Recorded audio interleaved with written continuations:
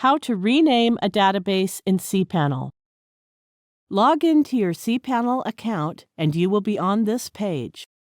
Go to the Databases section and click MySQL Databases. Scroll down to the table Current Databases. Here you can see all the databases created by you.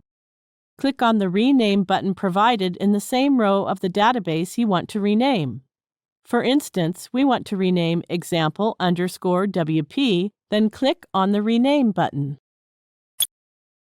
It gives a warning and you may create a backup. I will ignore it and proceed anyway. Now replace the old name with the new name. cPanel automatically adds a prefix to the name of the database. Now click the Proceed button. Notice that the database has been renamed with the prefix. Thank you for watching.